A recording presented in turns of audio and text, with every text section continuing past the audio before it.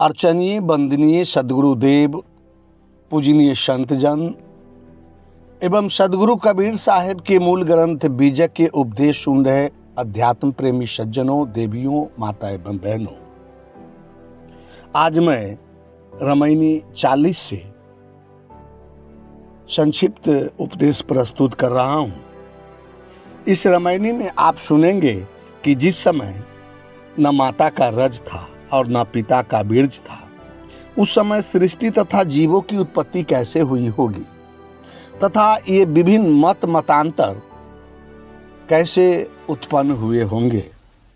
तो दुनिया के जितने भी मतों के लोग हैं, यहूदी, ईसाई, मुसलमान, हिंदू, इस सृष्टि तथा जीवों की उत्पत्ति का आरंभ अपने अपने ढंग से मानते हैं।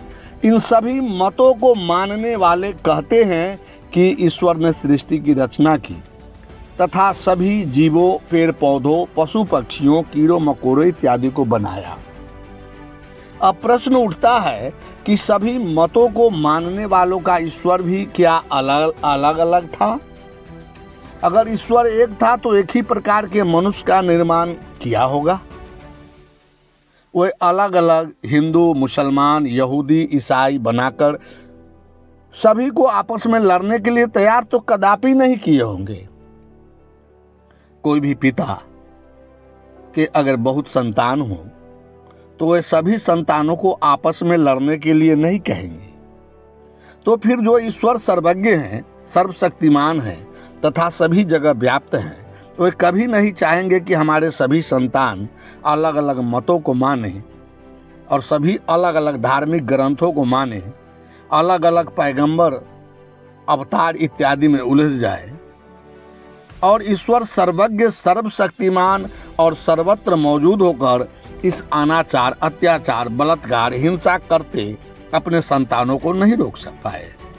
आइए इस रामायणी के एक एक पद को भावार्थ सहित सदगुरु कबीर साहिब के शब्दों में उपदेश सुनते हैं। कहते हैं कि आदम आदि सुधी नहीं पाई, मामा हौवा कहाँ ते आई।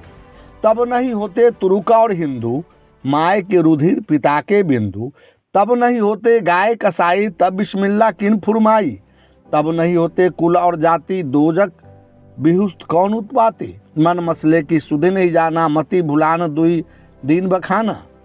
संजोगे का गुण रवे, वियोगे का गुण जाए, जिभ्या स्वार्थ कारणे नर किन्हे बहुत पाए। सदगुरु कबीर साहब कह रहे हैं कि आदम आदि सुधी नहीं पाई, मामा हौवा कहाँ से आई। ये आदम स्वयं अपने जन्म का पता नहीं जाने और वे अपने पत्नी हौवा के बारे में भी नहीं जान पाए कि कैसे हम लोग आए, हमारी पत्नी कहाँ से आई। हे साधकगण, यहूदियों, ईसाइयों, मुसलमानों ने सृष्टि के प्रथम मानव को आदम कहा और हौवा उसकी पत्नी थी।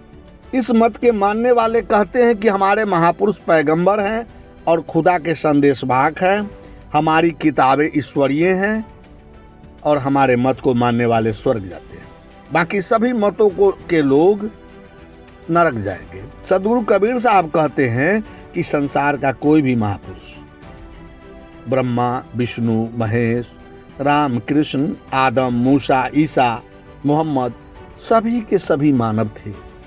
सभी माँ के गर्भ से जन्म लिए थे, कोई भी आकाश से नहीं आए थे। कहते हैं तब नहीं होते तुरुक और हिंदू, माए के रुधिर पिता के बिंदु। सृष्टि के शुरू में तुरुक और हिंदू नहीं थे, जाति, कुल, मत, मजहब इत्यादि नहीं थे। तो उस समय स्वर्ग नरक की व्याख्या करने वाले कौन थे? ईसा से पहले न ईसाई था, 560 ईसा पूर्व के पहले न कोई इस्लाम था, न हिंदू था। तब उससे पहले कौन कहा कि मेरे मजहब को मानने वाले स्वर्ग जाएंगे, बाकी सब नरक जाएंगे? न गाय थी, न कसाई था। तब बिस्मिल्लाह कहकर कुर्बानी के नाम पर जीव हत्या की आज्ञा किसने दी? हिंदुओं के यज्ञ में मुख पशुओं की बलि तथा कुर्बानी में पशु की हत्या का आदेश अगर ईश्वर ने दिया, अगर ईश्वर की आज्ञा से सब किया जाता है, तब तो ईश्वर कसाईयों का कसाई मांस भक्षी है।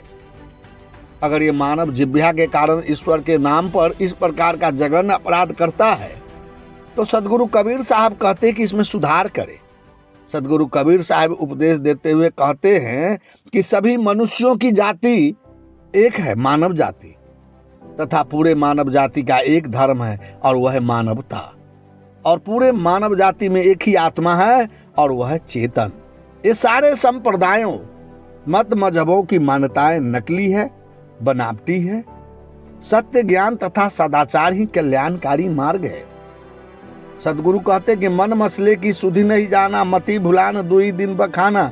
मनुष्य अपने मन की खबर नहीं जान सका।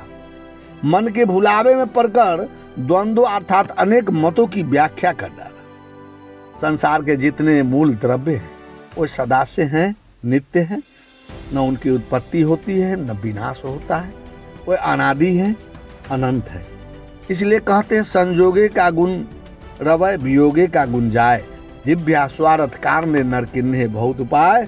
किसी भी क्षेत्र में मूल द्रव्य संजोग होगा तो सृष्टि होगी, जब वियोग होगा तब पतन होगा, नाश होगा, प्रलय होगा। जब मौसम में मूल द्रव्य का संयोग होता है, वर्षा होती है। मूल द्रव्य का संयोग होता है, पौधे उगते हैं, जीव उत्पन्न होते हैं। जब मूल द्रव्य जड़ और चेतन नहीं हो तो सृष्टि नहीं होगी। इसलिए जीव अपने कर्म से देह धारण करते हैं तथा देह का फिर वियोग होता है। परंतु लोग अपने जीव स्वार्थ के कारण तरह तरह के ईश्वर के कल्पना कर तथा उस कल्पित ईश्वर को खुश करने के लिए मुक्त तथा असहाय पशुओं की बलि कर कुर्बानी का विधान बना डालते हैं। ईश्वर तथा देवी देवता के नाम पर ये बलि, ये कुर्बानी घोर जंगलीपन है। साहब बंदगी, साहब बंदगी, साहब।